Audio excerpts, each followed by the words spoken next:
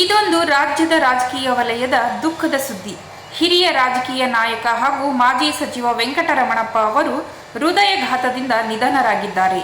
ಅವರಿಗೆ 80 ವರ್ಷ ವಯಸ್ಸಾಗಿತ್ತು.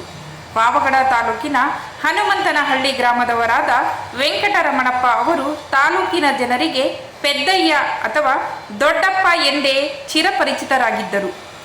ಹಲವು ದಶಕಗಳ ಕಾಲ ಸಾರ್ವಜನಿಕ ಜೀವನದಲ್ಲಿ ಸಕ್ರಿಯರಾಗಿದ್ದ ಅವರು ಸರಳತೆ ಹಾಗೂ ಜನಸೇವೆಯ ಮೂಲಕ ಜನಮನ ಗೆದ್ದಿದ್ದರು.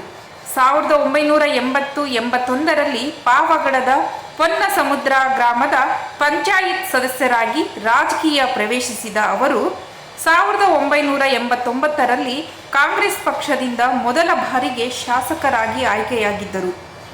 1999ರಲ್ಲಿ ಮತ್ತೊಮ್ಮೆ ಶಾಸಕರಾಗಿ ಗೆಲುವು ಸಾಧಿಸಿದ ಅವರು 2008ರಲ್ಲಿ ಪಕ್ಷೇತರ ಅಭ್ಯರ್ಥಿಯಾಗಿ ಜಯಗಳಿಸಿ ಆಗಿನ ಮುಖ್ಯಮಂತ್ರಿ BS ಯಡಿಯೂರಪ್ಪ ಅವರ ಸಂಪುಟದಲ್ಲಿ ಸಣ್ಣ ಕೈಗಾರಿಕೆ ಹಾಗೂ ರೇಷ್ಮೆ ಸಚಿವರಾಗಿ ಸೇವೆ ಸಲ್ಲಿಸಿದ್ದರು.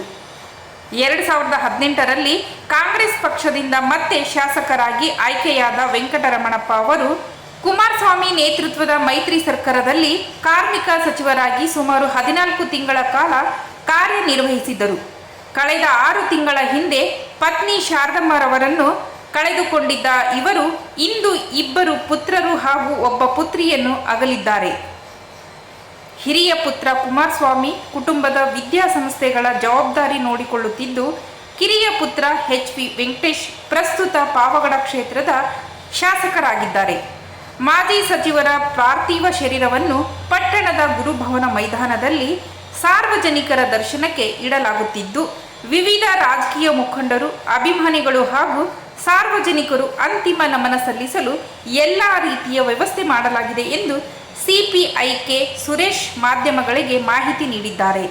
ಹಿರಿಯ ರಾಜಕೀಯ ಕೊಂಡಿಯೊಂದು ಕಳಚಿ ಹೋಗಿದ್ದು, ಪಾವಗಡ ಭಾಗವು ಅನುಭವ ಸಂಪನ್ನ ನಾಯಕರನ್ನು ಕಳೆದುಕೊಂಡಂತಾಗಿದೆ.